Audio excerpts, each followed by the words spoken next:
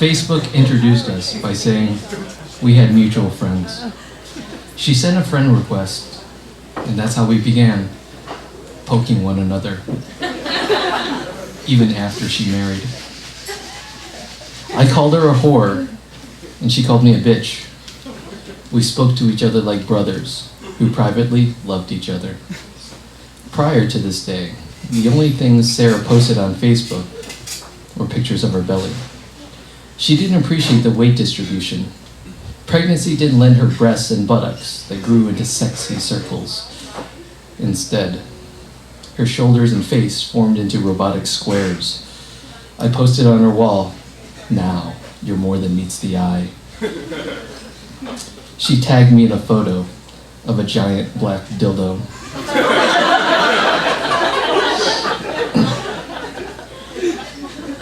Instead of documenting her pregnancy, she posted photos of her 3 cats, complained about unnamed coworkers and commuting, and her current state of Ohio. In her 8th month, after coming home from the hospital, she chronicled how she had woken up and followed the routine of reaching for the heart monitor. Her daughter's heartbeat was her morning coffee. But on that day, she heard nothing.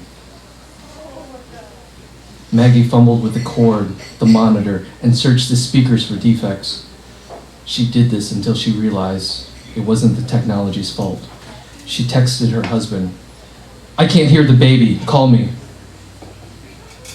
On the monitor, it's difficult to tell what state a person is in when they're writing.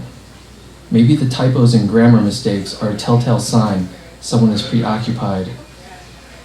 But I imagined her crying as she wrote, "The worst thing about being afraid is your imagination. You beg for it to stop, but it is relentless, heartless, untiring, and horribly, horribly creative."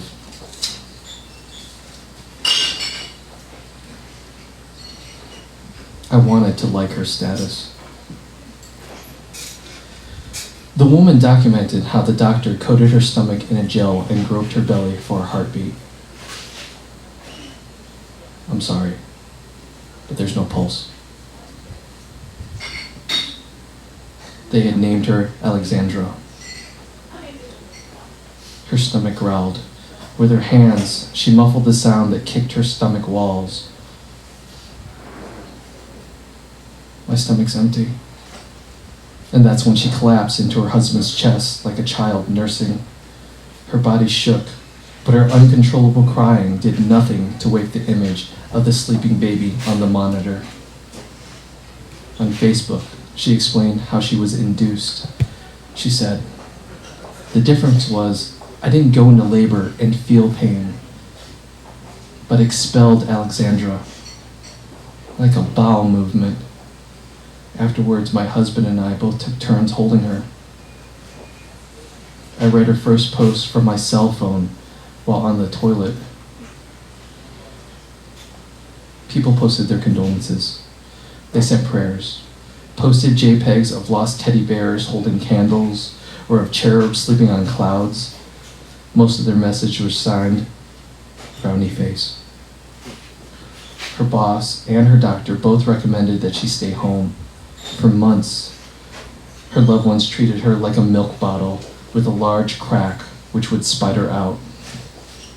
Friends posted daily biblical quotations. She swallowed the sentiments, smiled, and filled her day by sending them thank you messages.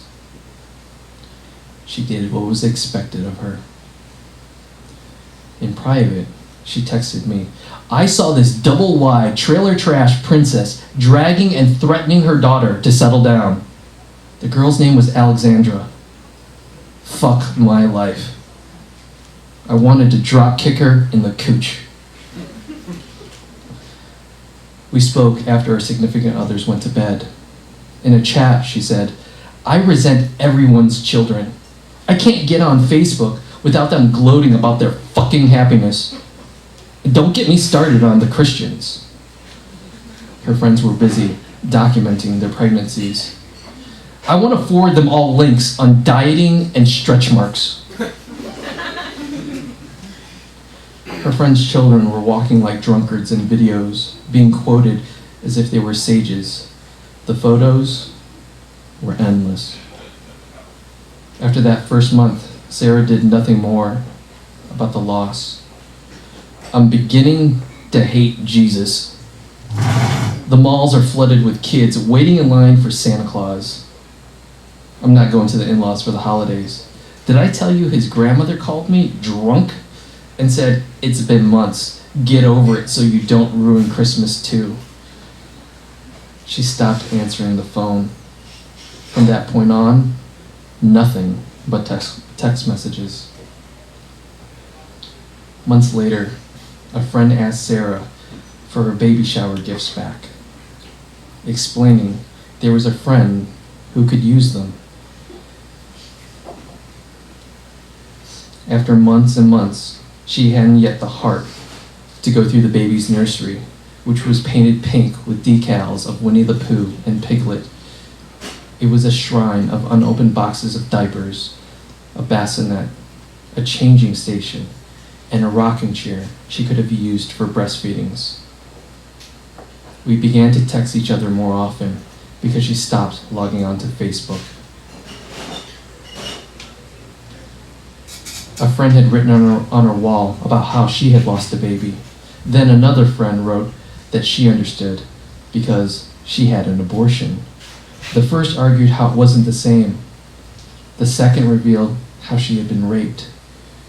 Sarah sent them a desist message and deleted their posts. And that's when Sarah began a dialogue with people she met through a website for grieving parents, which chronicled how they had lost children, or how a wife or a husband had left because the emptiness was deafening. She spent her days reading the stories of strangers that detailed everything her friends considered too cruel, but what she called refreshingly honest. It inspired her to write an anonymous blog. I read Sarah's posts about her dead daughter until she had completely drained herself of the subject.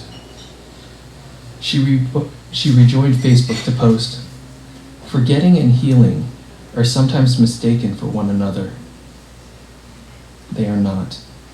When you forget, you neglect the wound and don't offer the attention that it needs in order to heal." She added a dead link for her daughter. Alexandra's profile picture was the default white silhouette of a girl encased inside a gray box. I called to say I liked what she wrote, but she didn't answer the phone. She texted back, "Call you later. Eating dim sum. The belly is full. Thank you." David Tran.